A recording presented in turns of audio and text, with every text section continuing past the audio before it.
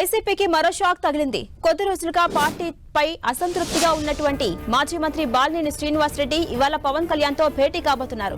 త్వరలోనే ఆయన జనసేన కండువ కప్పుకోబోతున్నట్టుగా తెలుస్తోంది. ఇప్పటికే వైసీపీకి రాజీనామా చేసిన ఆయన ఇవాళ పవన్ తో భేటీ అయ్యి భవిష్యత్తు కార్యాచరణపై చర్చించబోతున్నారు. తాను వైసీపీలో అసమ్మతిగా ఉన్నట్టు వెల్లడించారు బాలినేని. పార్టీ బలోపేతం కోసం, ప్రభుత్వం మంచి కోసం అనేక సూచనలు, సలహాలు ఇస్తే దాన్ని నెగిటివ్ గా ప్రచారం చేశారని ఆరోపించారు. వైసీపీ అధికారంలో ఉన్నప్పుడు ఓడిపోయిన తర్వాత ఇప్పటికీ ఒక కోటరీ నడుస్తుందని చెప్పుకొచ్చారు బాలినేని. వైసీపీలో తనపై కొంతమంది కుట్రలు చేస్తున్నారని ఆరోపించారు. ఈ నేపథ్యంలోనే తాను వైసీపీకి రాజీనామా చేశారని వెల్లడించారు. రాజకీయాలు వేరు, బంధుత్వం వేరు అన్నారు బాలినేని శ్రీనివాసరెడ్డి. తాను విలువలతో కూడిన రాజకీయాలు చేశానని తెలిపారు. ఎందుకంటే ప్రజా తీర్పును అందరం గౌరవించాలని తెలిపారు. వైఎస్ఆర్ కుటుంబానికి సన్నిహితునిగా ఉన్నప్పటికీ జగన్మోహన్ రెడ్డి నిర్ణయాలు సరిగ్గా లేనప్పుడు తాను ఎన్నోసార్లు విభేదించానని బాలినేని తెలిపారు. అందుకే కొన్ని కారణాలతో వైసీపీ సభ్యత్వానికి రాజీనామా చేస్తున్నట్టుగా పేర్కొన్నారు.